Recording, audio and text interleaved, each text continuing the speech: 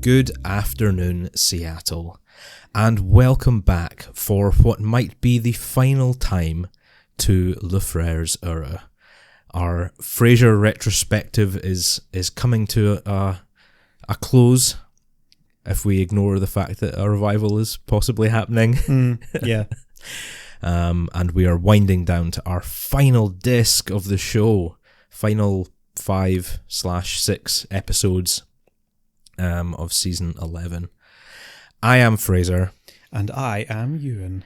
And yeah, this is it. The last one. We're done. It's been a little over a year since the first episode came out. 44 episodes. 44 episodes. And a few bonus episodes thrown in. Quite a few bonus episodes thrown in as well. It's been fun. I've enjoyed it. I've enjoyed going back and rewatching it. Yeah. And getting to talk to someone about it. And doing the podcast has been good fun. I say it as if like that's all over, but it's still going. It's still going. I mean, what's more to say? This is it. The final disc. We will probably spend a bit of time going over the results that we've given all these discs over the past year, and take a look at some of the best and the worst, and what we've thought.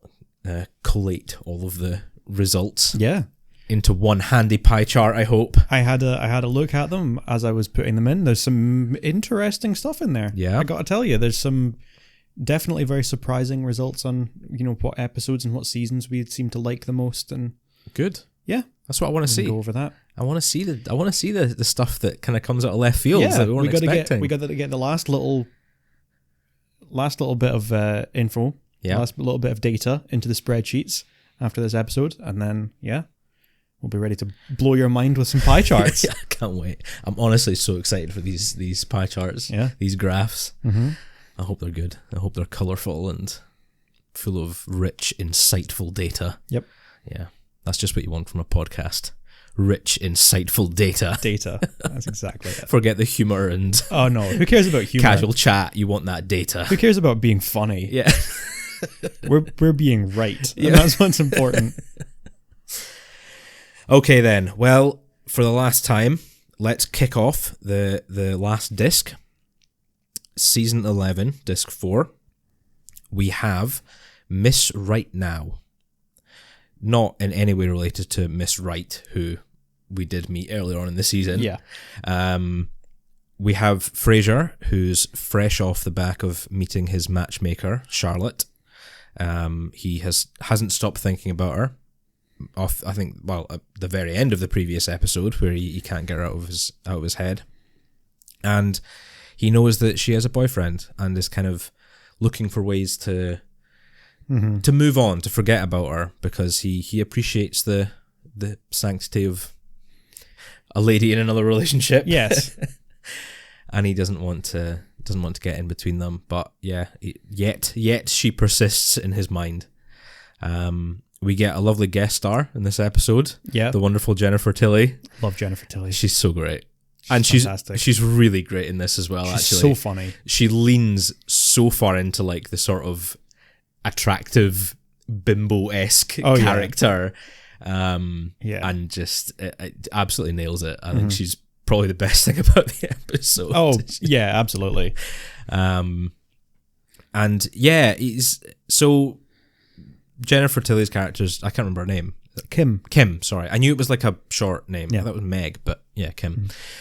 Roz takes Frasier out after complaining to her all day about Charlotte, takes Frasier out to a bar to meet a woman, happens to be Jennifer Tilly, and they kind of are both in similar situations where they're like coming off the back of relationships, trying to forget about relationships, and they're just looking to have some fun despite having no similarities. Yeah, they clearly have nothing in common. They're both like, I think they're both like, Frasier's kind of, he sees that she's not the smartest cookie in the box, and she kind of sees that he's a bit boring and full of himself, but they're kind of just like, yeah, they're attractive, let's just forget about it for a night and have some fun, which, I can respect. Yeah, whatever, you do you. Gotta do that.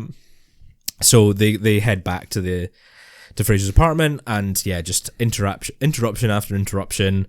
First off, from Niles and Daphne. Niles, there's a weird like not even a B plot with Niles getting addicted to fast food. It doesn't really go anywhere. No, it doesn't. He happens to have gotten addicted to fast food. Just enjoying some fast food. Yeah. He's enjoying some burgers. Burgers. Yeah. So he and Daphne interrupt first because they're kind of driving each other a bit mad at home and need a break. And yeah, that's just their interruption is just Niles is addicted and that's irritating Daphne. I don't know. It just feels very out of place. Like when you watch the episode and you expect it to go somewhere. Like, yeah, I don't know. He realizes that fast food is not the way to go and needs to return to nice cheeses and wines and whatever. But it doesn't. Yeah, it doesn't. Yeah, there's no payoff really for the setup of him liking fast food. Yeah, it doesn't really make much sense with his character either. I mean, being very hygiene conscious, you'd assume that he probably wouldn't touch a fast food restaurant with a 10-foot clown pole. 10-foot hoagie. 10-foot hoagie. 10-foot psychiatrist pole.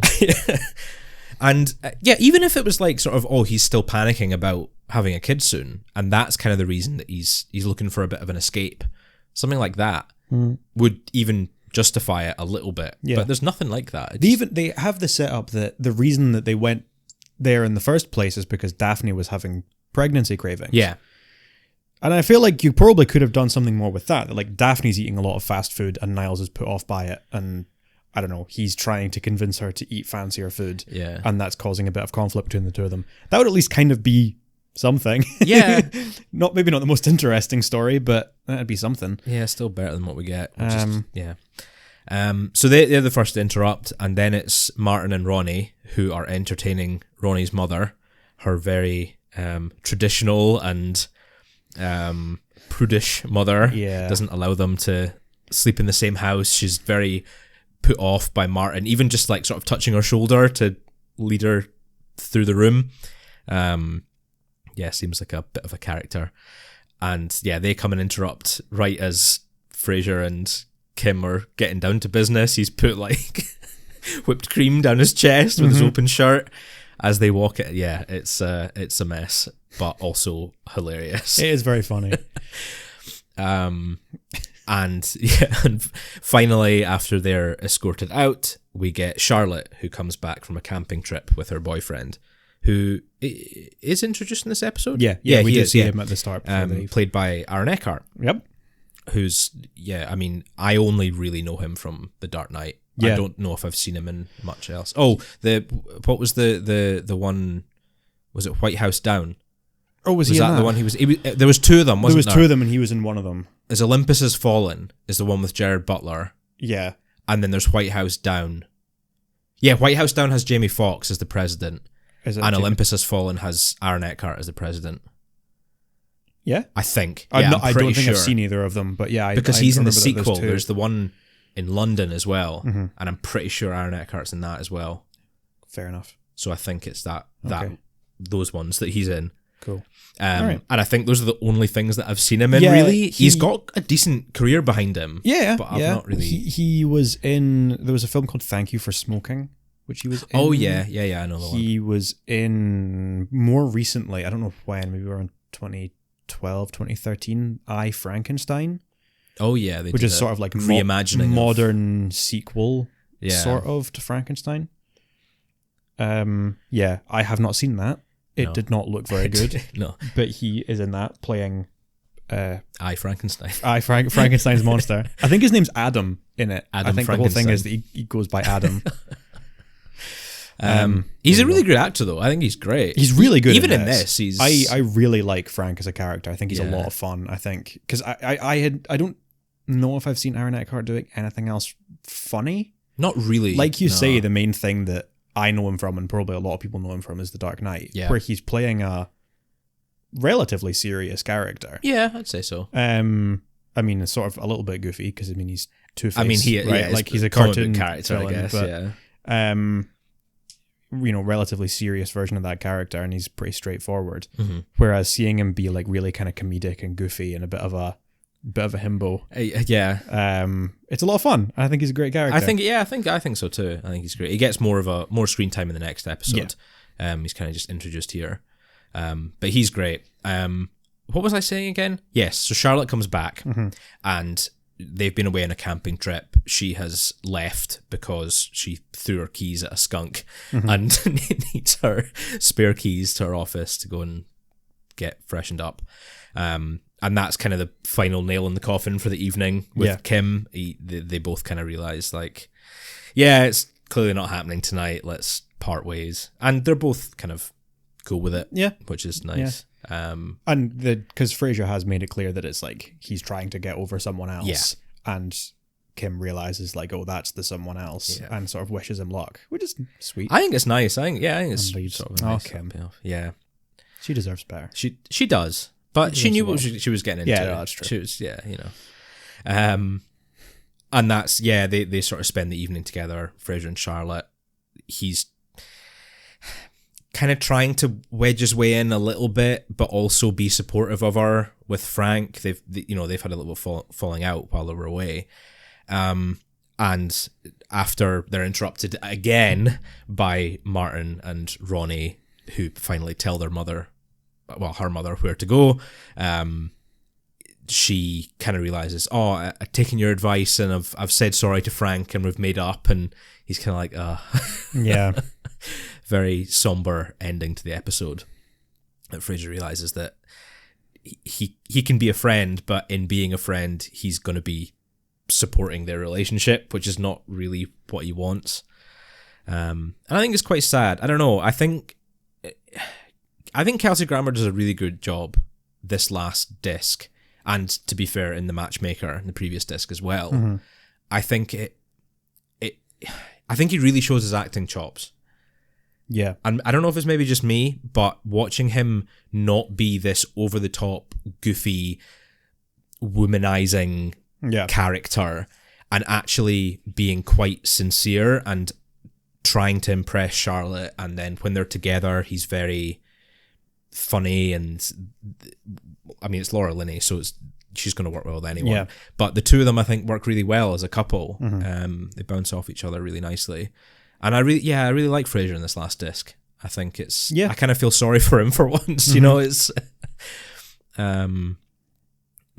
But this episode surprised me, because I always remember the final run up to the finale being pretty poor.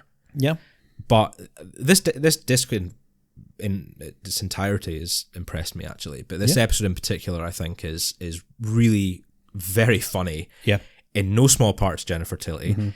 Ronnie as well. Yeah. Wendy Malick, I think, has some great one-liners, particularly joking about being Frasier's mother. I think is great. And I really like Marion Seldes, who plays Ronnie's mother.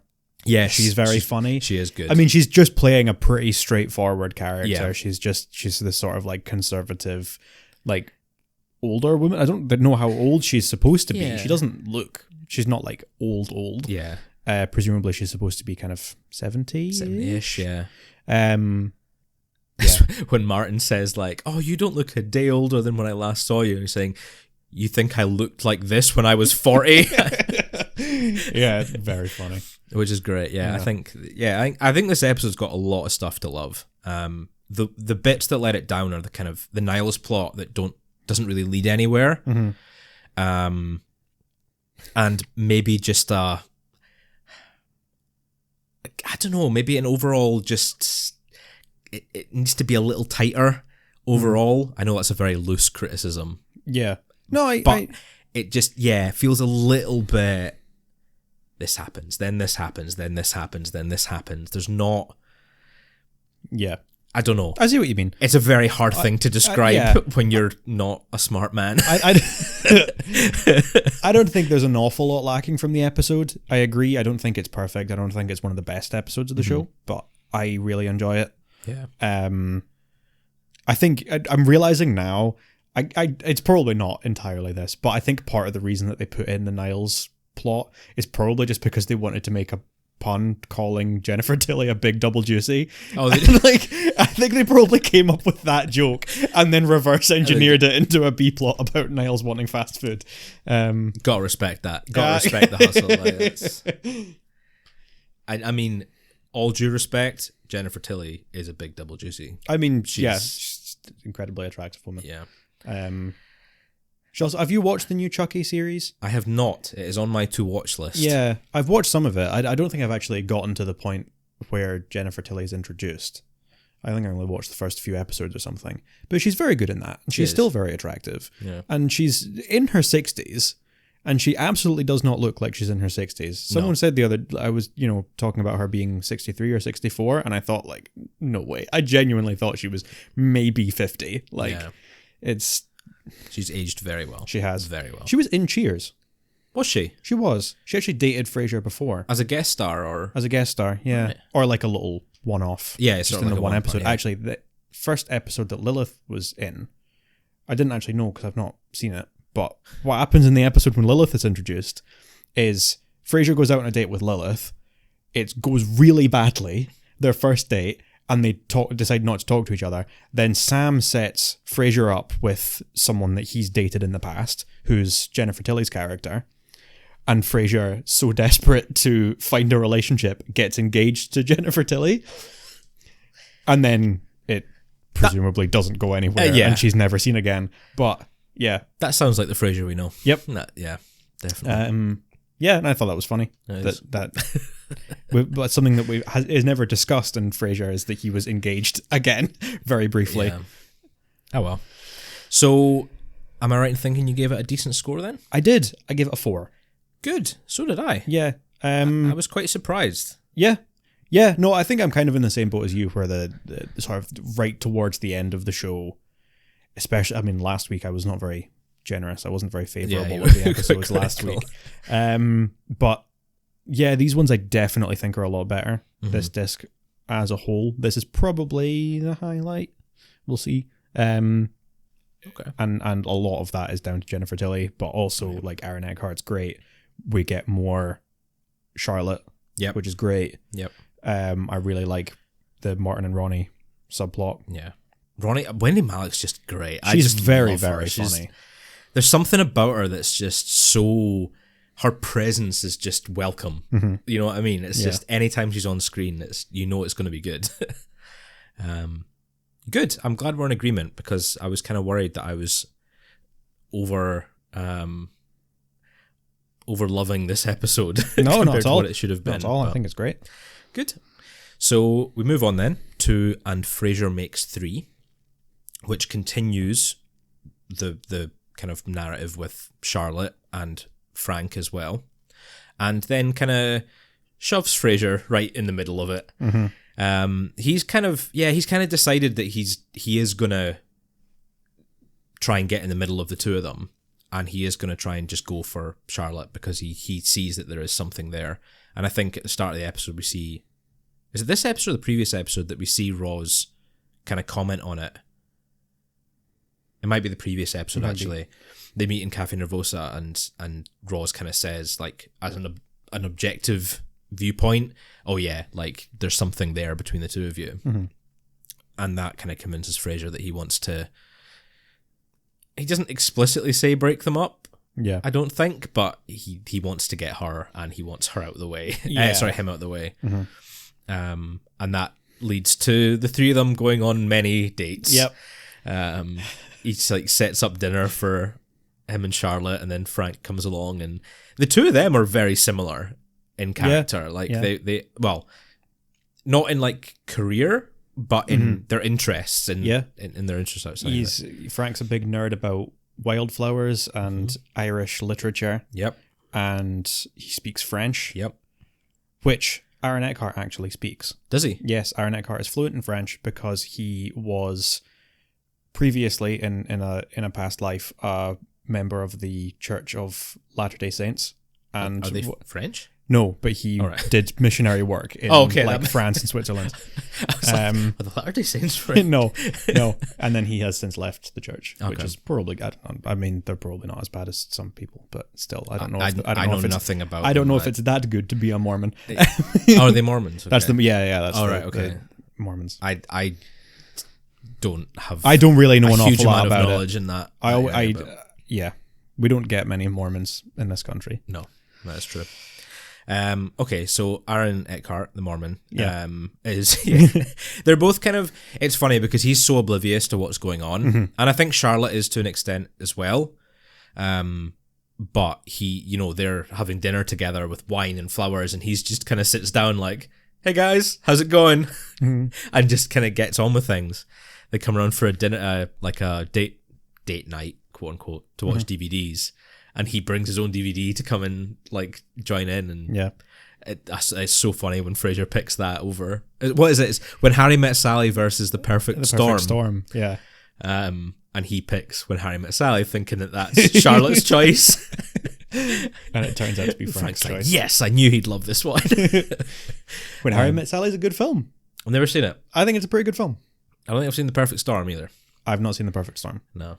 I think I'm getting that confused with Master and Commander. You could be. When I think of it, what's The Perfect Storm about? It is set on a boat, I think. Is that, it's like maybe modern. That's the similarity. I think that's the similarity. All right, but I think it's like a modern. It's not like a period. It's not, all right. Okay, that's fair. I don't really know. And yeah, so after all of these kind of mishaps and stuff, Frasier's finally like, he kind of settles in his head, right, here we go. I'm going to go around to hers. I'm going to cook her a nice dinner. I'm going to tell her how I feel. And that's going to be that. We'll see what happens. So he goes and does that, tries to do that. And Frank comes in and he and Charlotte argue. And they sort of break up and he leaves with Frasier. He's like, "Come on, pal. I need a shoulder to cry on." It's like... and then Frasier comes back later and what happens but some magic, and the two of them spend the night together. Frasier and Charlotte, not Frasier and Frank. Yeah, just to clarify. Yeah. And then even in the morning he comes back and Frasier's wearing the robe, she's in bed in her nightie, and Frank walks in like, "Hey, you're wearing my robe.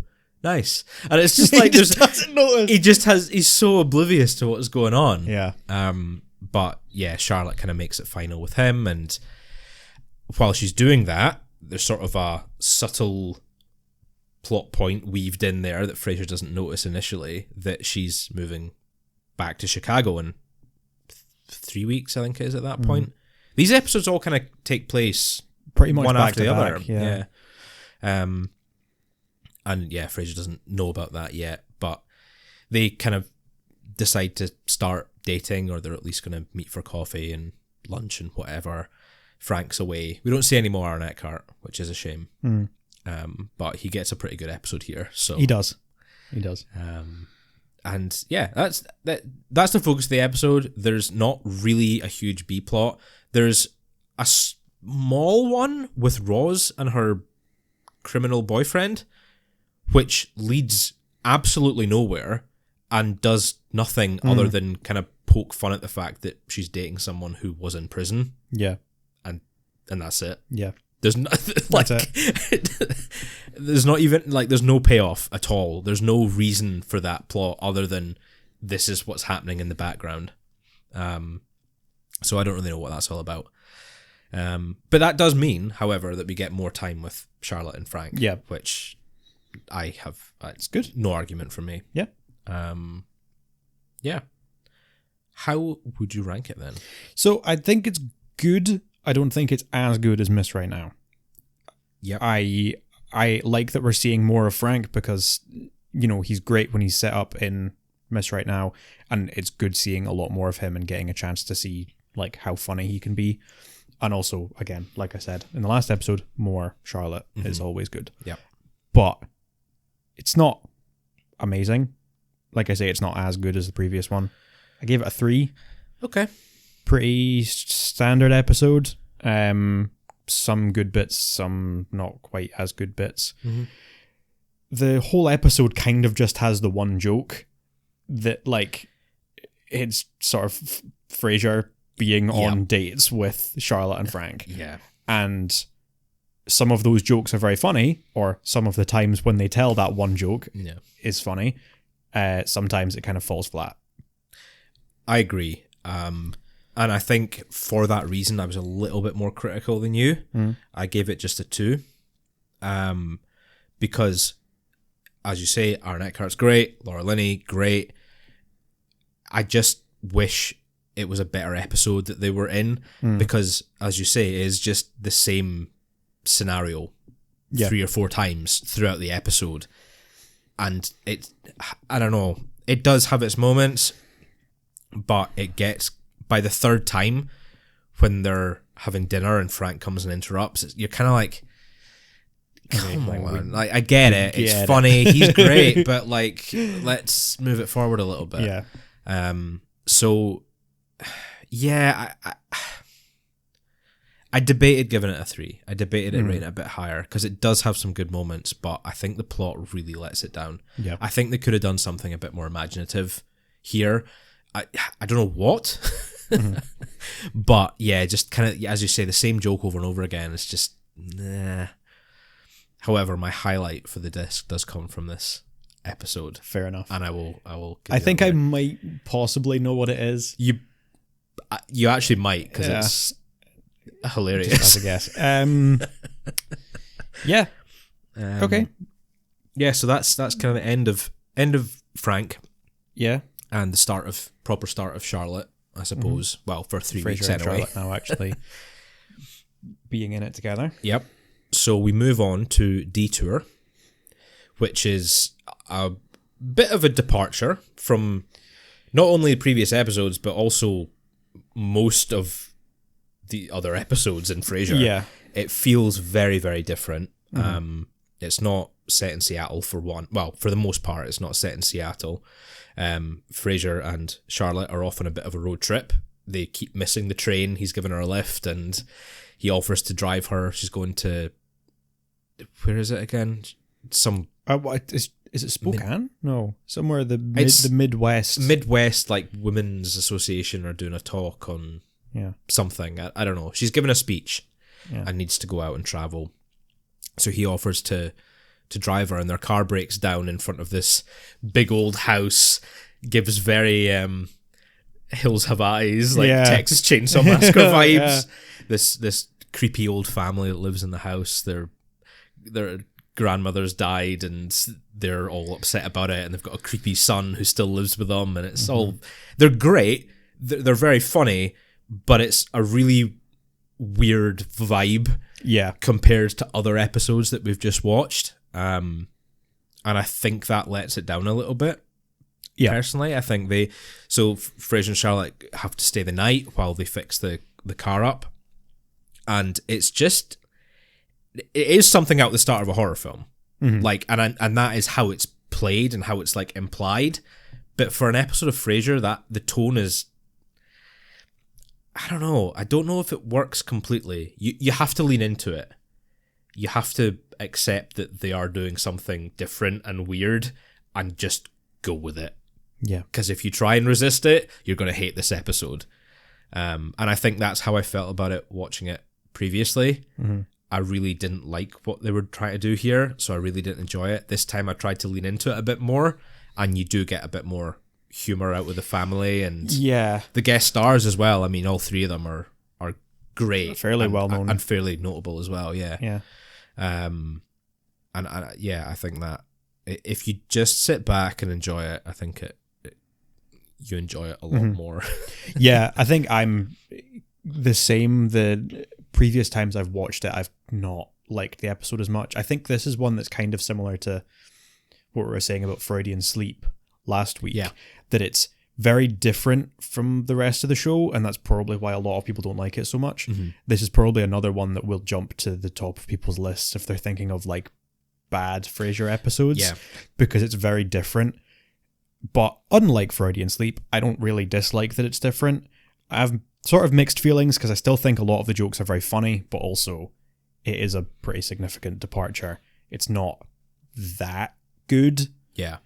But it's mostly the fact that like the 3 guest stars that we've got. I mean, we've got Stephen Root, who's very funny. We've got Celia Weston, who's also very funny, and Todd Luizzo playing Jonathan, the young man who is perfectly creepy. Yeah. In the nicest way possible. In the nicest way possible. Like, he's doing it. I'm not saying that he himself is creepy. Like, he's doing a really good, very funny portrayal of building a project creepy, in his basement. It's making art. Yeah. Yeah. Oh, God. Very weird character. Makes my skin crawl a little. But, yeah. Very, very funny. Yeah. Yeah. It kind of balances out a little, I guess. I think it does. As I say, you just kind of have to go with the vibe and lean into it. The scene at the end where Frasier and Charlotte are trying to sleep in the same room as the casket of their dead grandma, and like Jonathan, and then what's the son? Harvin? Is it Harvin? Marvin? Harbin. Sort of coming in and saying goodbye to their mother and grandmother. And it's like, don't worry, Granny, your secret's safe with me. And it's like, oh my God, what is going on here? Yeah, Harbin going for one last hug. And he goes for one last hug. Mother. Yeah, oh man, it is uncomfortable to watch, but it is also pretty funny if you accept what it is. It's just it's like absolutely the performances. I think if they had just gotten sort of not very well known actors and they had kind of just gotten people that weren't all that good and just sort of dialed up the cringe rather than trying to make it quite so sort of over the top and campy, it definitely wouldn't have worked as well. No. And I probably would have hated that they did it that way. But yeah, as it stands, I think it's very, very funny. Yeah, I agree. There's a little bit of a B plot in this one as well, which is unfortunately lacking a little bit for me. I don't know how you feel, because on its surface, it's very much classic Frasier farce. Yeah. Which we've gone over countless times that we both love. Yeah. And it's one of the things that makes Frasier great, especially in the earlier seasons. And Niles and Daphne are trying to hire a nanny. Martin's trying to hire a new physical therapist, and Frasier's trying to hire a stripper for Martin's bachelor party. Yeah. And because Frasier's away, Niles is interviewing the stripper, Daphne's interviewing the physical therapist, and there's also the nanny in there as well. How does she fit in? I don't actually know if the nanny shows up. Maybe the nanny doesn't show up. I don't think the nanny actually shows up. I think it's just that they at that point we have mistaken identities. Yes. So Daphne's talking with the stripper thinking that she's the nanny. Yes. Martin's talking with the stripper thinking she's the physical therapist. Yes. And Niall starts talking with the physical therapist thinking she's the stripper. Yeah. And all this like mismatch just, and it's like the sort of double entendres, and it is. I agree. In a lot of ways, it's like classic Frasier, and it's done relatively well, but it could have been done so much better. It could have been so much better. I think, if anything, that just makes it extra frustrating. Yeah, I think reducing Niles to kind of like the sort of sweating pervert in the elevator, I think that was a missed opportunity for a lot of, like, I mean, David Hyde Pierce excels at like the one-liners and the double entendres, as you say. So having him reduced to that is a bit annoying. Daphne doesn't really get much to go on. She kind of sits the stripper down and kind of says hi and stuff, and then she kind of leaves the room. So she doesn't have much to do. And Martin is then reduced to, which is, to be fair, very funny, when the stripper puts her uniform on, quote unquote, and then she comes out of the bathroom in just her bra and whatnot, and Martin says, "You're hired." But he is kind of just reduced to that one line as his contribution to it. And it's just, I just wish there was more. I wish there was more of that in the episode, just the sort of back and forth between the different characters. Because, there's the possibility for it going lots of different ways, but all we really get with the physical therapist in the lift is that she just thinks Niles is a creep. Yeah. And there's not really much more than that. And then, so all we really end up with, and then the nanny actually doesn't show up. Yeah. So all we really end up with is the stripper talking with Martin and Daphne. Yeah. And them thinking that she does different jobs. And that's it. And bit of squandered potential for what could have been a much better, absolutely, little bit of farce. Yeah, absolutely. So that, I think, for me, that brings down the episode a little bit. And as you say, actually, it's more disappointing seeing the potential and not having it realized, rather than having like the previous B plots where it doesn't really go anywhere, but you know it wasn't really going to go anywhere, which is annoying, but in a different way. Yeah. But I think the rest of the episode, if you lean into it, I think it's got some decent jokes. I think the guest star performances are pretty good. I gave it a 3. I think I was very surprised that I gave it a 3. Mm-hmm. But I think it is pretty funny. A lot of the jokes with the creepy family, I found myself laughing at. So I kind of need to. I went with my gut on this one and was like, I enjoyed it. I laughed at it. I thought it was good. So I'm giving it a decent score. Yep. I'm the exact same. Yeah. Yep. Good. I gave it a higher score than I thought I was going to, with a 3. It's. Yeah. I didn't expect to like the family as much as I did, because I think previously I've just thought of them as just being different and not Frasier-y enough, and then not enjoyed the episode. But lots of the jokes are really good, even if it is a departure from the usual style. So it works out in the end. I don't know if it helps recognizing the actors, because I think when I've watched this episode before, this is one of the episodes that I'd probably skip on a rewatch. So I've maybe only seen it once or twice before, and I don't know if I really recognize the guest stars from anything, but Jonathan, you'll need to remind me the actors' names. Todd Luizzo. He's in High Fidelity. Yes. Which is a great film. He's also in House, which is something else that I rewatch quite a lot. Yeah. And I think just the fact that I recognize him quite a bit. The Harbin. Yeah. Actor's Stephen name. Root. Stephen Root. I think, and I don't know, I'm not 100% on this, but I think he plays one of the parents in Brooklyn Nine-Nine. Oh, is he not Boyle's dad? He might be, yeah. I could be wrong, because to be fair, he does look a bit younger.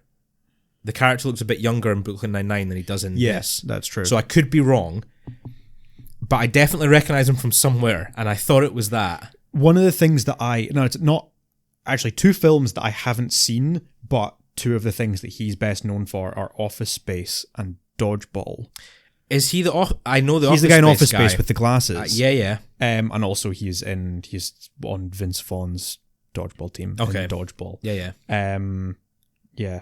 Give me a second. I'm going to double check and see if it was him. IMDb in there. I am just going to have a quick IMDb. I think I could be wrong. I don't know. He also did something that you wouldn't recognize him from because it was voice work, but he had quite a big role in King of the Hill. I don't know if you've ever watched King of the Hill. I've seen bits and pieces. It's not something that I've ever watched, but he's like one of the main characters in that, I think, or at least a like pretty major recurring character. I'm feeling like I was possibly wrong.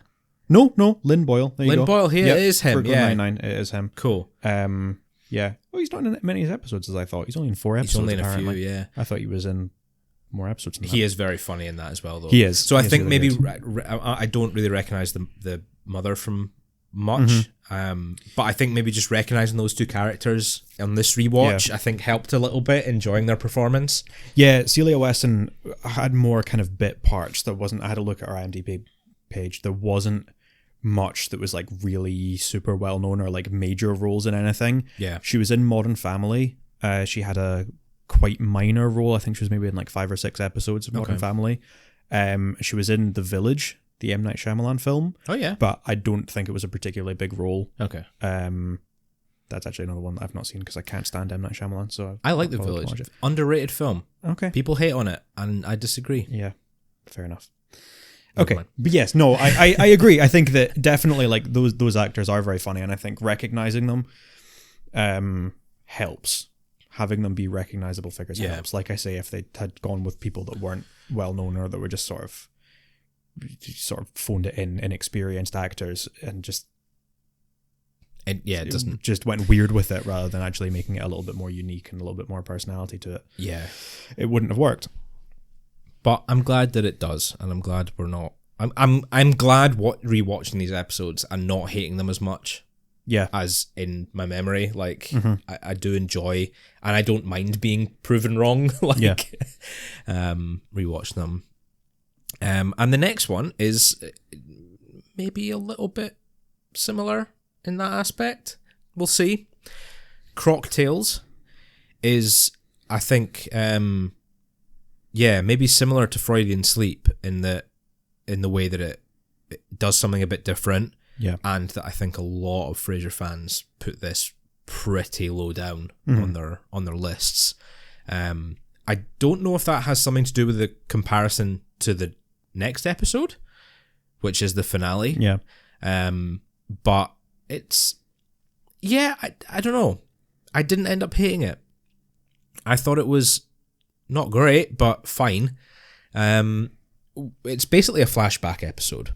It goes through the tale of a little crock pot, which has been not actually used on the show, but they use it in the flashbacks on the table for all these previous dinner parties and whatnot for the family and for Roz as well. So we go back in time gradually over 6 or 7 different periods. Yeah, I can't remember how many. So it starts off with Frasier. He's cooking dinner for the family coming over. He's talking to Charlotte on the phone, although we don't see her in this episode, which I find a little bit annoying. We leave, a lot of the 3-week period of her before she leaves is kind of left to the imagination. But yeah, and then it kicks off and goes back in time. So let's see if I can remember this. Let's see if I can do it in order as well. Oh yeah, remember all of the different ones. So we start off with Roz and it's Rosie Perez, isn't it? It's Rosie Perez. Roz's friend, Lisbeth, not Elizabeth. Lisbeth. Being introduced to Frasier. He accidentally superglues his hand to her while they're saying hi because of Martin, who's repairing the crock pot, and that's the story. The inclusion of it.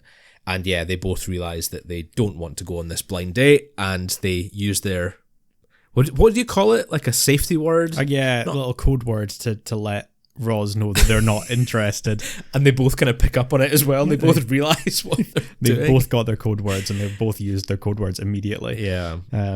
So yeah, and then she needs to go to the bathroom. So there's a little bit of sort of physical comedy with Frasier getting trapped in the bathroom door, like having to let her. It's a bit weird. It's only the only positive from that is Rosie Perez, who's great. Yeah, very funny and a great little guest star. And it's a shame that we don't see more of her because it's one segment of one episode. I know, literally like a few minutes. She is a guest star though, guest caller. Sorry, she was a guest caller at one point. Earlier on in the show. What season? I can't remember when it was, but it was at some point earlier on. Yeah. So then we go back to.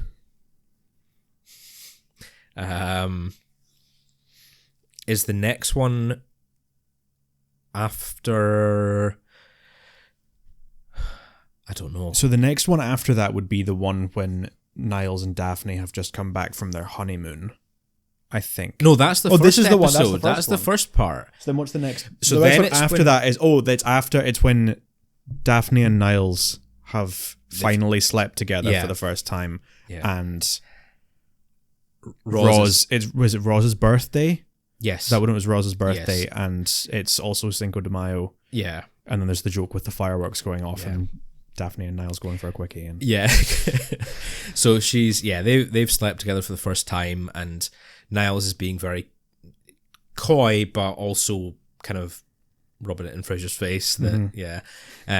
Whereas Daphne's sort of given Roz all the details and how amazing Niles is, and it's all very funny. And then they give the crock pot. Niles gives Roz the crock pot as a gift because he didn't bring anything, and Frasier needs to find something to give away.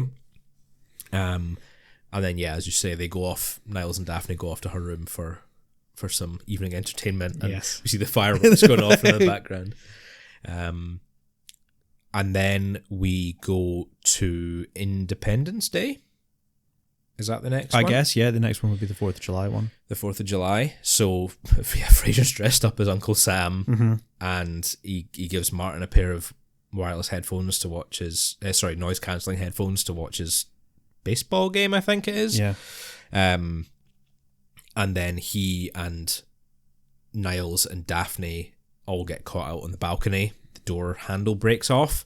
Don't know how likely that is to actually happen in real life. Yeah. It's very sort of slapsticky moment, but they all get stuck outside in the blistering heat, and then Roz comes outside, doesn't notice anyone, doesn't know what's going on, and she gets stuck outside as well, and then Martin can't hear them because he's got his headphones on. And that's the joke. I don't know where the crock pot is in that section. Does Martin use it to eat out of? I think he puts his dip in it, doesn't he? Maybe, yeah. Yeah.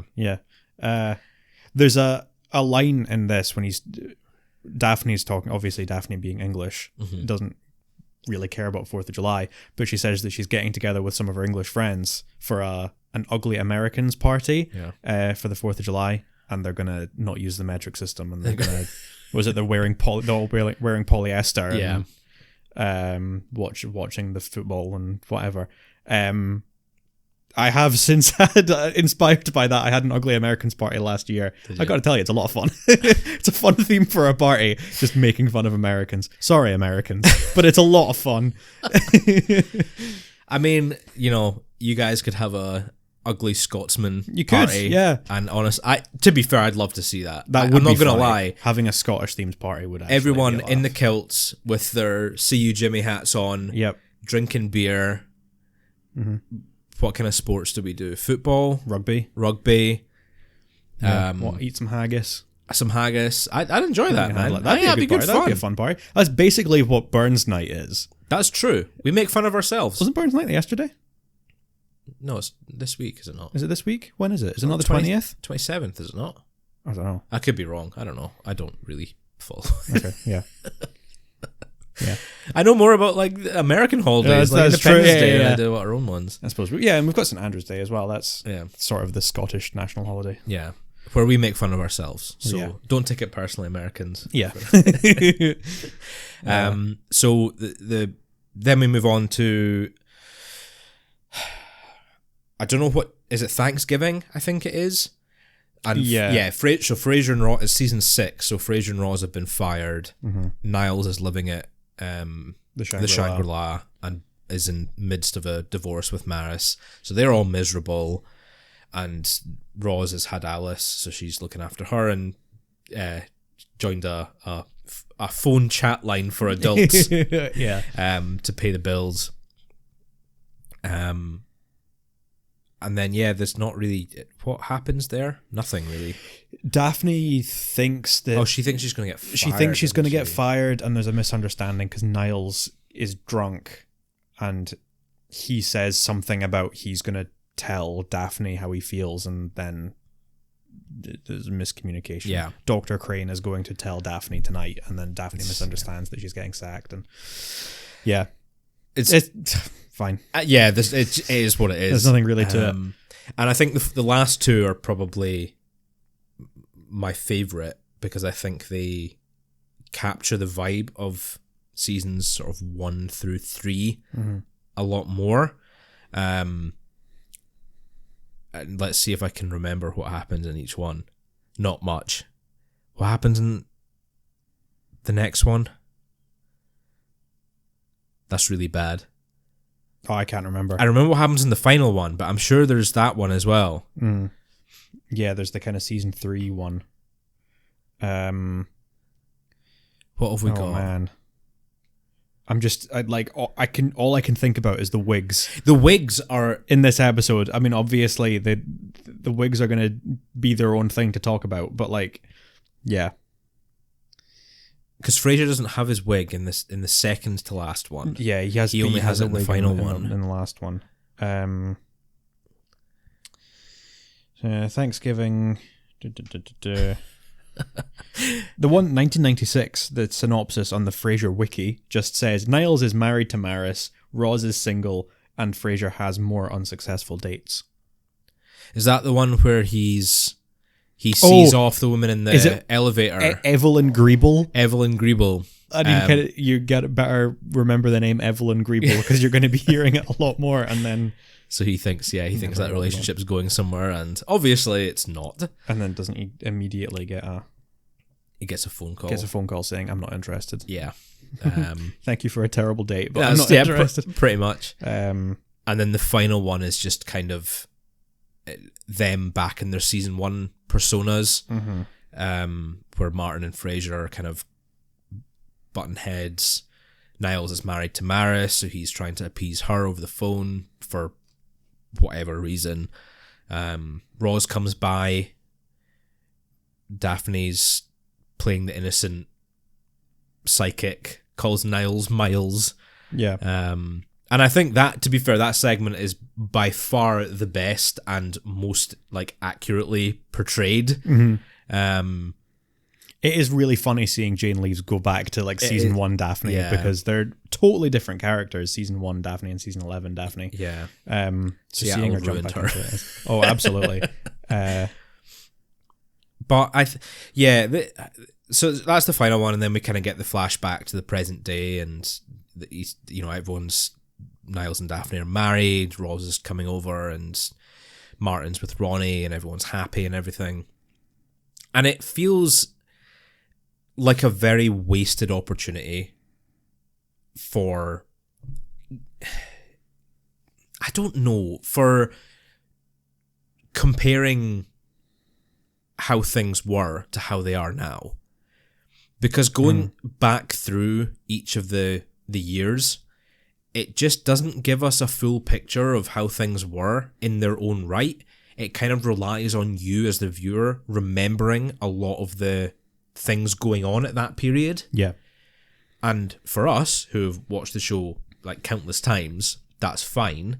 But for someone who's maybe watching it for the first time, you wouldn't necessarily remember what's going on. And I don't think it does a good enough job. Each of the segments, in their own right, I don't think they do a good enough job of portraying what life was like for each of the characters. Yeah. And actually reminding us what was happening during that series.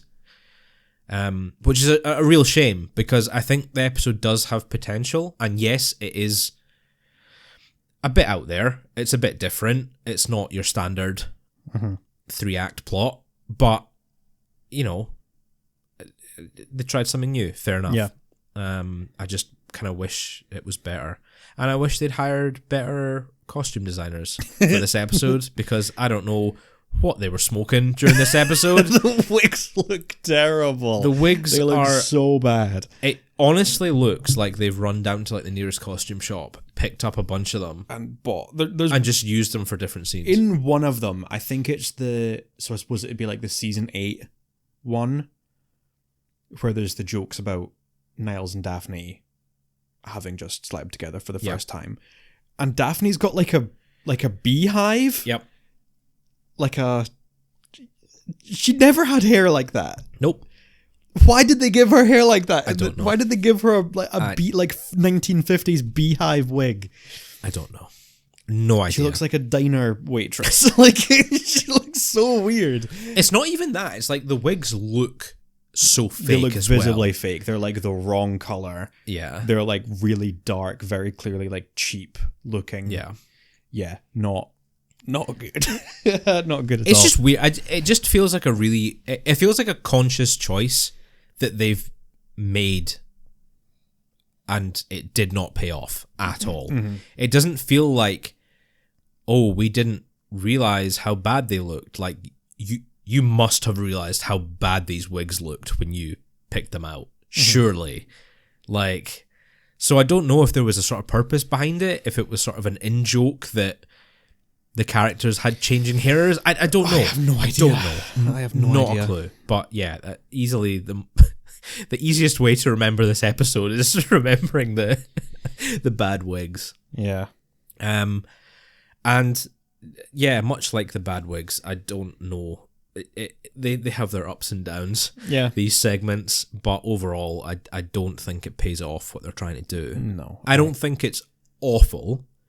I think it's, similar to your opinions on Freudian sleep. It's kind of they tried something different. Good on them, but it didn't pay off in the end. Yeah, I agree.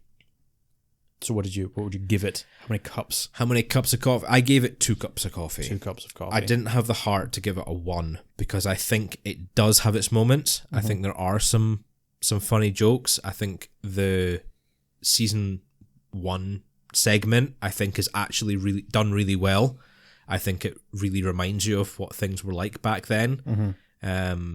We have a wee cameo of Kenny as the pizza delivery guy with the really long hair, which rewatching it actually kind of annoys me because we've not had Kenny in the show for maybe 6 or 7 episodes, if not more.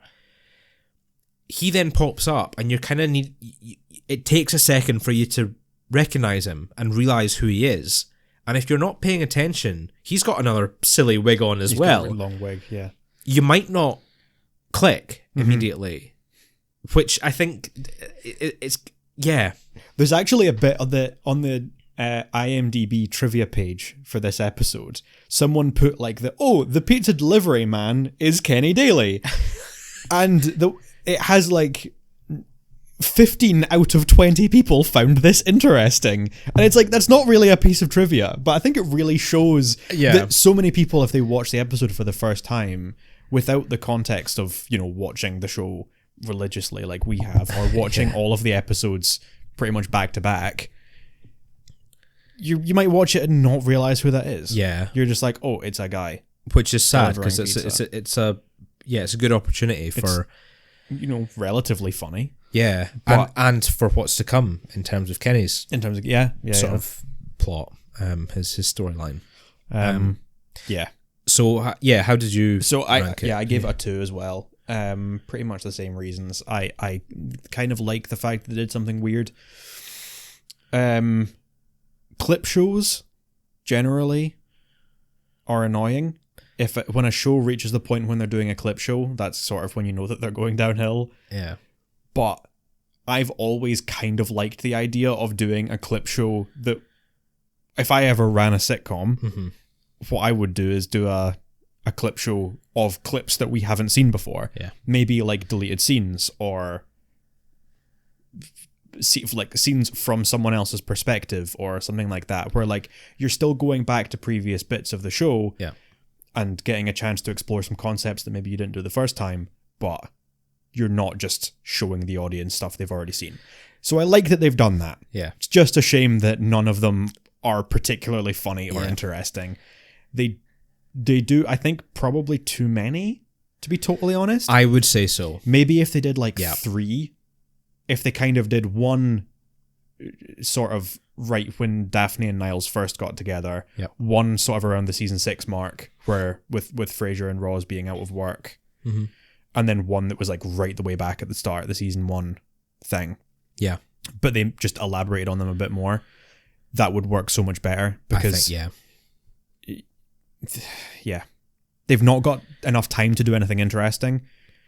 So none of them are memorable at all, really. I think that's kind of what I was going for as well, in saying that, you're not really reminded an awful lot of what was happening at those points. Like you are, but it's not enough. Yeah. Like it's relying on you as the viewer to fill in the blanks and pinpoint where that was in the show, rather than showing you, which is really what it should be doing.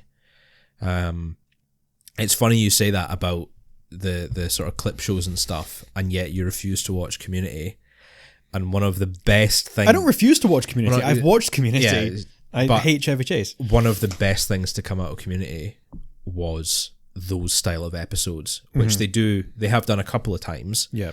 But they're written so perfectly. Like, honestly, some of the best episodes of the show, these kind of like quote unquote flashback episodes, but it's scenes that we haven't seen before. Yeah. And it works so well if it's done right. And I think this is unfortunately one of the episodes that just it's not done quite well enough. Yeah. Okay. There you go.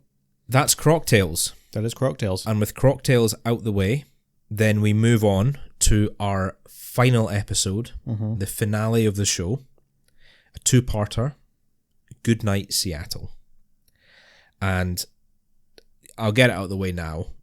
This is probably one of my favourite episodes of the show. Mm-hmm.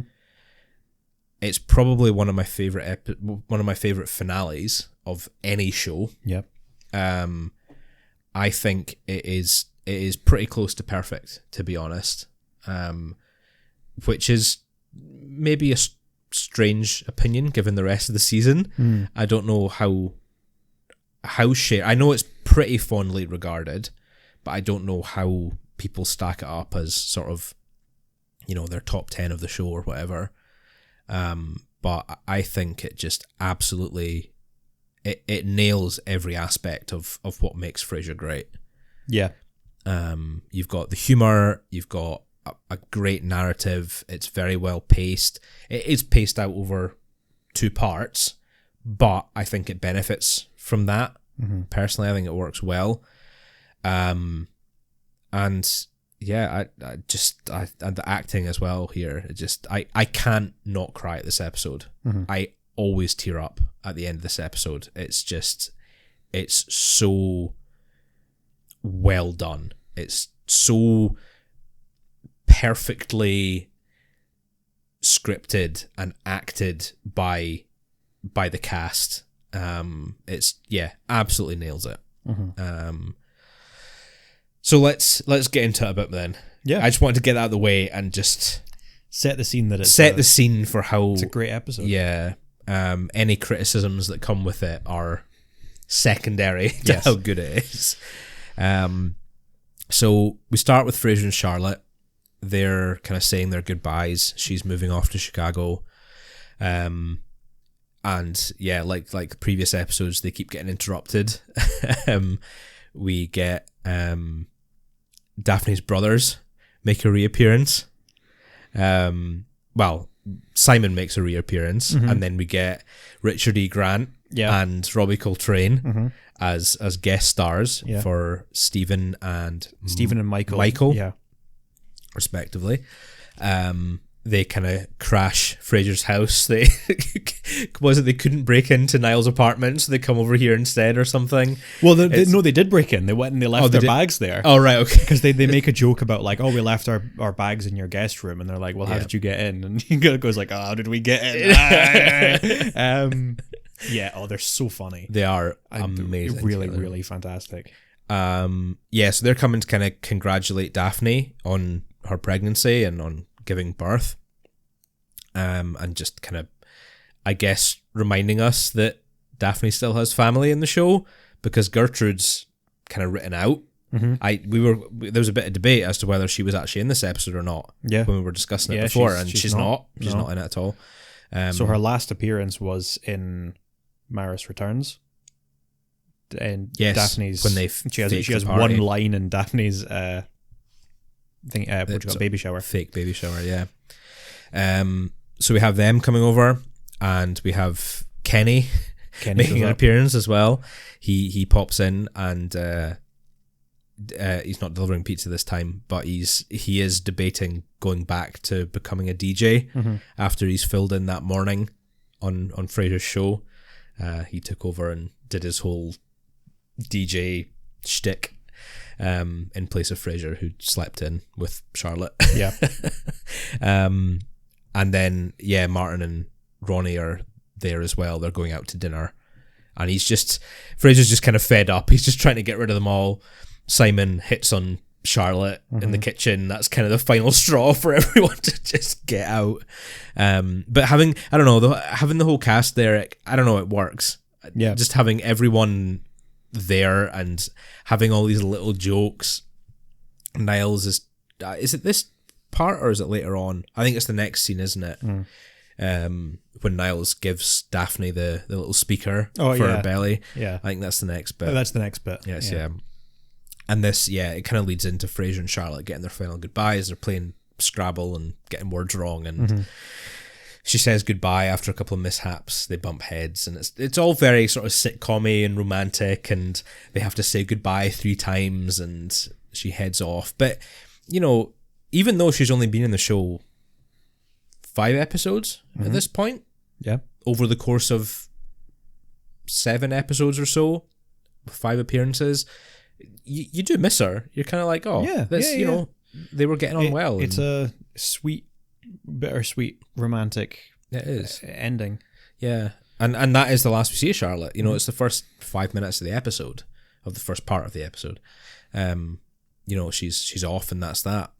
And then the plot kind of switches a little bit to focus on Ronnie and Martin's wedding, which has mistakenly been dated. They've booked the wrong date. They booked Eddie's birthday instead of the date they agreed on, which is coming up in, what did they say, like a week or something? Yeah, I think it's like two weeks or something. Yeah. It's soon. So they're all then hastily planning to get that done, and you know, Niles and Daphne are still struggling with her brothers who are there and causing trouble. I love the little song. They burst in to Fraser's apartment again, and they do their little football song. They're talking about Daphne's baby being a little footballer. Yeah. We hate Nottingham Forest. We hate Liverpool too. And Leeds. We hate Manchester City. File out the door. Not a very realistic football chant though, because there wasn't any swearing in it. That is fair. Yeah, that's a fair point. There'd be a lot more words we'd have to bleep out if I said absolutely. Absolutely. Just on that brief tangent, I think I've bleeped out you a significantly more time than I've bleeped out myself in editing the podcast. I know, I'm sorry. No, it was more a compliment, if anything. Oh, okay, cool. Yeah, we did, because we did talk about it. We were like, okay, maybe we shouldn't swear because it'll be a pain to bleep out, and we don't want to like. It's not so much, we're not monetizing the podcast to begin with, but we do, if it is marked as explicit, then we might miss out on listeners, and we don't want that. So yeah, I did try for a little while to not swear, and then it becomes difficult. I don't think about it, and then it was more. Yeah, that's kind of what I was saying. Like, I thought that it was going to be me that was going to end up, you know, letting them go occasionally. But yeah, it was you. Yeah, I just get so riled up. And yeah, it's usually criticizing the police as well. That's happened multiple times. We talk about the police or we talk about politicians, and I just can't stop myself. Yeah, I just hate them so much. Yeah. Right, I'm going to move on quickly from that tangent before I have to edit more bleeps again. So yeah, we have Ronnie and Martin's wedding all getting set up. This is kind of the end of the first part of the two-parter. Everything's going on. Everything's going wrong. We get the air conditioner breaking down on the hottest day of the year. They're across from is it like a manure? Or no, it's after they're next to a main road, and when a cannon goes off, which causes a bus to crash and startles a bunch of cows that were being transported. Yeah. So the smell of manure and then wafts over and unpleasant. The cannon was set off by Daphne's brother, by Michael. Who knows what he's doing. So funny. I love the joke when they're saying, when they're talking about him and firearms and his history with guns, and Daphne says, how many, what is it, which foot is it you got that's missing 2 toes? And he kind of stops and pauses and then points to Simon's feet and goes, that one. I think that, I didn't even realize he was pointing at Simon's feet. He points at Simon's foot. I always think he's pointing at like a chair. No. Like he's just sort of like... He points down at Simon's foot and says that one. And it's the comedic timing on it is absolutely perfect. Robbie Coltrane as Michael is very, very funny. Because he's just like, you can't understand a word he's saying. Yeah. He's clearly not right in the head. He's kind of like, he comes to Fraser's apartment and starts talking about how great it is. And the next day is like, oh, this is a very nice apartment. It goes up and down. And he's like, yeah, it's a lovely apartment. You were here yesterday. And he goes, was I? It's like the only time you can understand what he says. What is it Niles says? That Stephen was dropped on him as a baby? Yeah, Stephen was dropped. Oh, I thought Michael was the mumbler. Yeah, he was dropped on Michael. Yeah. So we've got all this, and Michael sets off the cannon that startles the cows that killed the rat that ate the mouse that lived in the house that Fraser built. You know, it's all this kind of just building up this big awful scenario for the wedding. Eddie eats the wedding ring while he's having his dinner, And it's all going wrong. And that's, if you're watching the DVD version, you don't get a cut. It doesn't tell you when the episode ends. It kind of just flows. If you're watching the, what's it called? Not distributed version. Well, like the broadcast. Broadcast. TV. Sorry, broadcast. What I was looking for. Broadcast version. Then it is split in two. And actually, because for this disc I was watching the broadcast version, I had never seen the credit sequence for the first part. Oh, is there? I don't know. There's a credit sequence. There's a credit sequence of Michael and Stephen who are saying hi to some guests, including Kenny. They're kind of shaking their hands and saying hi and patting their backs, and they both like pull out a watch and a wallet from behind their backs. That's pretty funny. Which is, I don't think I've ever seen that. I'd never seen it before. I think I've only ever watched the DVD version. Yeah, I definitely had, because I've never seen that before. So yeah, if you get a chance, you can look up the broadcast version. Look into it. See.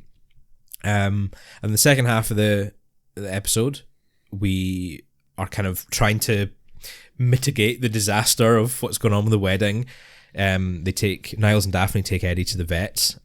We get a guest star, Jason Biggs. Biggs, that's right. Yeah, I knew it. From American Pie. American Pie. Actually, two guests. And stars. we get another guest star. We get another guest star. I was going to introduce her. Oh, sorry, of course. Sorry, yeah. So yeah, he plays the vet. It's his first day, and it's all very awkward. He's very flustered, doesn't know what he's doing. They take Eddie in to retrieve the wedding ring and clean it off. And of course, because it's a sitcom, Daphne goes into labour. Yes. Which is a great little scene. Her giving birth in the vet's office. The vet that doesn't know what to do. It's all very cliche. Yeah. But it's so funny. It is very funny. It works very well. And sorry, we have another guest star. We have another guest star, yeah. Arlene Sorkin plays a nurse. I think she is named. Do they say her name? I don't know if they do. Possibly not. I think she's named on IMDb. Maybe she had a name in the credits, but I don't know if they ever do actually say her name. Who was waiting. She has got a pet monkey. Yeah. She was waiting at the vet. But then she kind of sticks her head in while Daphne's going into labor and says, like, if there's anything I can do to help, I'm a registered nurse. And she's like, get back in here. Yeah. Arlene Sorkin, I hadn't realized a couple of interesting things about Arlene Sorkin. The original voice of Harley Quinn. Really? In Batman.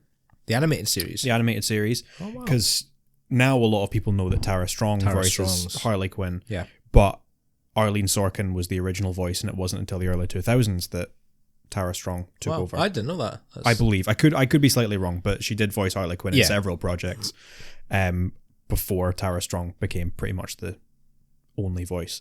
And also, she is the wife of Christopher Lloyd.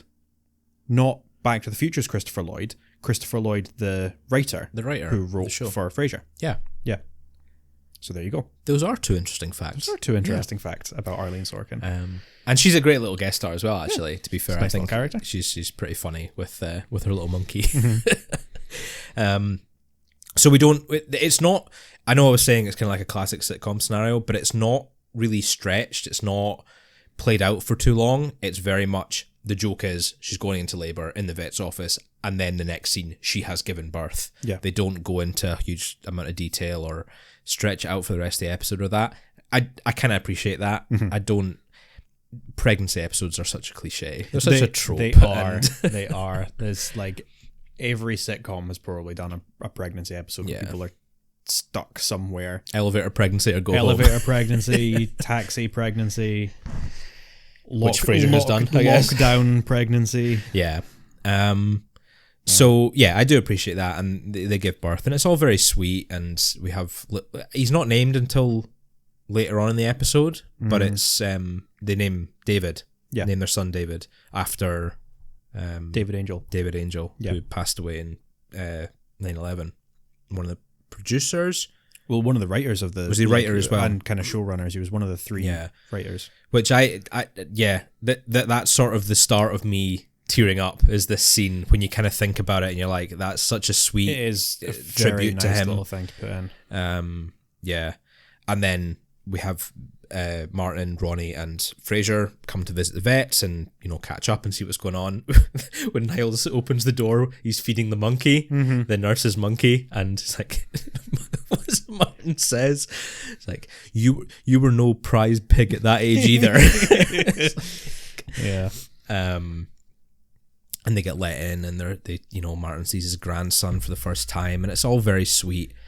And they're kind of talking about how they're going to miss the wedding and how sad it is, and blah, blah, blah, blah. And they say, well, why don't we just have it here? Frasier's the ordained minister anyway. He's doing the ceremony anyway. Mm-hmm. Why can we not do it here? And then we'll just have the party afterwards. And so they do. And it's, it gets me. See, when Martin says I do, just John Mahoney, like, knocking it out of the park. It's, every time it gets me. It's such a short line. And it's got so much emotion in it. It does. Incredible. And it's incredible, a really lovely scene. It's really, Frasier kind of skipping through the cards, and Martin sort of saying like, just keep going, keep skipping. And Martin and Ronnie, finally getting married. It's lovely. It's just great. And from there on out, like, I need a hanky. I really do. Because the episode's just, it hits you with one scene after another of just proper, like, saying goodbye to the show. Yeah. The next scene is Frasier at home. He's the guy. Is it the same guy who comes to pick up the chair? It's the same actor. Same actor comes to pick up Martin's chair. And takes it away, and then Frasier replaces it with his. It's not the. Is it the Eames? He puts the Eames. Is down. it the Eames? Yeah. He puts it in its place, and he's kind of sitting and enjoying his apartment, and he phones. Oh, one thing I forgot to mention from earlier in the episode is BB, who makes an appearance, who offers Frasier a job in San Francisco, replacing another psychiatrist who died in a mysterious air conditioning accident that BB definitely had nothing to do with. What is it? Frasier says like, "Oh yeah, I know him. We had a nice encounter at a conference a few years ago." And then BB says like, "Yes, well the other day he had a not so nice encounter with a falling air conditioner." And she kind of puts her finger across her throat and is like, you know. Oh man, BB, Harriet Harris is just fantastic every single time. And so that kind of comes into play. Sort of throughout the episode, Frasier's kind of weighing up whether he wants to take the job. It would mean moving out to San Francisco. And during the scene, when he finally gets his apartment all in place, he decides he's going to go for it. And then, that kind of leads him to meet Baby at Cafe Nervosa, and he has to get his crow's feet touched up by her doctor. He's not convinced until... Well, we know what BB's like. She could be lying, but her son, who looks like her age, Frasier's, if not older. Yeah, looks, I would say at least Frasier's age. Pops his head around the corner and says, "That's me done, Mum. I'll see you in the car." And it's just kind of this moment of like, how old is she? Yeah. Because she still looks good. I mean, Harriet Harris still looks amazing. And during this scene, we also get a nice tie-off for Roz's storyline. She takes over after Kenny decides that he is going to go and pursue DJing. He's going to go back to what he loves. Roz takes over as station manager of KCL, which, I don't know, on one hand, it does feel a little bit rushed, like in the sense that, is she qualified for producing the whole, like, station compared to just one show? But on the other hand, I think that is like a natural progression for where she wants to be. It's always like the underlying the underlying tone of Roz's story has not been her settling down with a man. It's been her following her career and pursuing that, and her daughter as well. Yeah. And I really, really, really love that she doesn't just get pawned off with like a husband or a partner. I am happy about that. I wouldn't have been against it if it was something they had built up from earlier on. Yeah. But there's nothing I hate more than when you get to like the very end of a show and people are just like, oh, and then this character and this character end up together. And it's like, well, why? You know what show was really bad for that recently is Superstore. Did you watch Superstore? I did watch Superstore, yeah. Yeah. Like right at the end, they kind of just, like two characters have basically no chemistry, who they kind of had like hook up a couple of times. They just go, I can't even remember the characters' names, but they're they're just like, oh yeah, and then they end up together, and they're perfectly happy. They love each other, and it's like, why? You don't, why would you? You don't need characters to get together, and I think having Roz reach this point in her career where she's going to be fulfilled and happy is as good, if not a better conclusion to her storyline than if you had just pawned her off with someone. You know. And Noel gets his happy ending with Roz as well. He finally gets a smooch, which is great. And sorry, I wanted to point out as well that you're right. You were right in that Bulldog's not in this episode.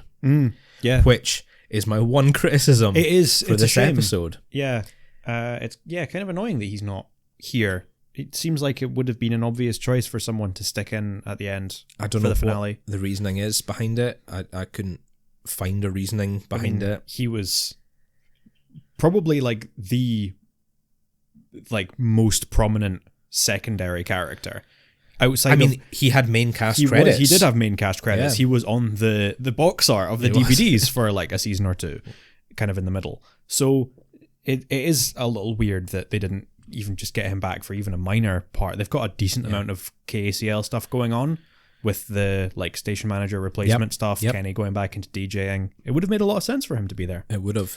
And he's not. And yet. So, it's a shame. Maybe Dan Butler was unavailable. That's what I was thinking. Like, if he wasn't around to do it, then it probably wasn't an intentional snub. But I hope not. It does feel strange that he's not there. But we get Gil as well. We get Gil. Edward Hibbert gets his goodbye as well, which is nice. So then the final scene with the sort of family members and Roz, I suppose, back in Fraser's apartment. There's a miscommunication that another classic Frasier farce, where Fraser's his appointment at the eye doctor has gone a bit awry, and he's tearing up, and everyone comes to the conclusion that he's been seeing the doctor recently. He must be dying. He's upset. He's given his possessions away. What's going on? And then they're all upset and all crying, and Fraser says, no, I'm just moving. I'm going to San Francisco. I'm taking a new job. And they all kind of say their goodbyes. We get the Crane lads out on the balcony for the last time, having a I don't know what it is, like a sherry or a brandy or something. Martin chugs that. I didn't know. Did you notice? He chugs the brandy and then makes a comment about Daphne's breasts. Yeah, and then goes and then leaves, and then falls asleep on the Eames and then goes home. I think these there's some. Yeah, it's a little bit creepy, but it is a great line because Niles says something like, "Oh, look how beautiful they are," pointing to Daphne and David. And Martin says like, "Yep, if she never stops breastfeeding, they'll stay like that." And everyone's kind of like, wait, what? And then he just leaves. But yeah, I love the moment when he sits down in the chair and he's like, this is pretty comfy. I think I could have got used to this. And the look on Kelsey Grammer's face is just... It's so funny. It surmises 11 seasons of pure frustration at that chair. Yeah. It's brilliant. And then we have the goodbyes, which is just like, that's the moment I lose it. I can't handle it, man. He says goodbye to Roz and his best friend for 11 years. He says goodbye to Daphne, who has gone from an employee to family, and then he says goodbye to Martin. Every time when Martin says thank you, it gets me, man, because it goes right back to the very first episode. Yeah. Where, Fraser's complaining that Martin doesn't say thank you for anything. He's just taken the space in his home for granted and not appreciative, to finally get that, like, thank you at the end. It's just, it's amazing. And then with Niles, he's, we'll meet tomorrow at Nervosa for a coffee. Yeah. And Niles says, I'll miss the coffees. And it's just, the actors are getting choked up saying it. And it just... Man, it's something. Every time I watched the last part of the episode this morning, and just I was tearing up. I couldn't take it. It's really yeah. It's so emotional, and it's so just the actors get their moment to shine. It's everyone gets their moment. It's really great. And this there's a really great transition. Frasier has a poem lined up to read. I should have lined it up for us. Got the poem. Tied off the podcast with a poem, but no. And I think it's Ulysses, not Ulysses. I can't remember. I can't remember what poem it is. But he starts reading the poem while he's in the apartment, saying goodbye to everyone, and then it gradually transitions to KCL, and him in his booth saying goodbye to everyone, and the camera just this very slow pan past everyone, past Roz and Kenny, and then like Noel and Gil, and then the family are all watching. Niles with David and Daphne and Martin and Ronnie, they're all saying goodbye, and it just this camera, it's a really slow shot, it's amazing. And then he ends with, it's, for the last 11 years I've been listening to you, but you in turn have been listening to me. Goodnight, Seattle. And you're like, it's just great. Like one dagger after another. Such a great little ending. I know, it really is. It's not quite the final. It's not quite the final. It's not quite the final. So the first part was set up with Frasier being on a plane. Yes, there's a sort of vignette around the whole episode. Yeah, presumably going to San Francisco. Yes. As has been set up with him getting his new job. He starts talking with the woman next to him on the plane, who's also a psychiatrist, played by Jennifer Beals, who... Beals. Not Jennifer Beal. Not Jessica Biel. Jessica Biel. Jennifer Beals, yeah. Who was in Flashdance, was probably what she was best known for in the early 80s. But known for other things. I think she did quite a lot of work on soaps. I think with Days of Our Lives she was in for a long time. Okay. Yeah. I can't remember. And he's kind of talking with her and then starts telling the story, and then that's how we launch into it. And then at the end he kind of finishes up by saying like, and then we had a big party and it was really nice and whatever. And then they land and she wishes him luck, and we get the line, the captain over the plane radio thing, the speaker. Over the speaker, ladies says, and gentlemen, welcome to Chicago. And you're like, he's going after Charlotte. He's not going to San Francisco after all. He's going after Charlotte. It's great. It's like the last little twist, little clever little bit. And what is his last line is kind of like "Wish me luck." Wish me luck. He says to the psychiatrist. I mean, it's so perfect. It really is. I think when we speak about like the revival, there's probably a bit of like disdain and apprehension when we talk about it, and this episode is why. Yeah, because it ends on such a perfect note. Not just for the show, but as like an episode of television, as a 2-part 45-minute episode of television. It's just, it has everything. It does. Absolutely everything that you could ever want. It has everything that makes Frasier great. Yeah. It has the humor, it has the dialogue, it has a succinct and well-paced plot. It has those emotional jabs that just get you. It has the amazing acting. It's perfect. It honestly is. It is. It's absolutely amazing. Mm-hmm. I think part of the reason that it has a bit of everything is because basically every writer from the show worked together on the last couple of episodes. Like, everyone who wrote at least a couple of episodes of the show over the years has a credit in this last one. They, work together on the script. And it shows because we get, it's like a greatest hits. We get, a little bit of all the things that made the show so good. Mm-hmm. The clever writing and the misunderstandings and the foxes and the, interesting little side characters and the guests and, the emotional stuff. Everything. Absolutely everything. I don't know if I even need to ask you what rating you gave it. I think it's pretty clear by now. Yeah. If you didn't give it a full 5-cupper, I'm afraid I would end the podcast right now and delete it. Well, okay, right. I was going to say, it's ending anyway. No, I did give it a 5. Yeah. Because I was actually kind of close to not giving it a 5. Why? I don't know. But it is absolutely for the banter. I guess, yeah. To wind you up, just to upset you. Yeah, no, it is absolutely a 5. It's just such an incredible episode. It takes quite a lot for me to get emotional. You're a very watching TV stern man. I don't know if stern man. I don't know if I am necessarily like particularly stoic. I don't cry much at anything really. So for something to get me like that close to crying, especially after watching it several times. Yeah. It really shows how good it is and how touching it is. It is, absolutely. I wouldn't say I'm one to like, I don't cry at everything. I'm not super emotional, but you know, I've been known to watch something and, you know, get a little wisp in my eye, you know. Yep. But this is like a whole nother level. This is like full on tears watching it. Like, it really is just such a beautiful ending to the show, and it makes you forget about all the bad episodes in this season, which is another thing I really love about it. Like, you're watching this episode and you're so fully involved and you're fully invested in how everything rounds off that you don't care. You don't care that there were sort of a few episodes this season that weren't great, that you didn't enjoy. This is worth it. This is worth just getting involved in and watching and appreciating how good it is, you know. And that's it. That's it. That's the finale.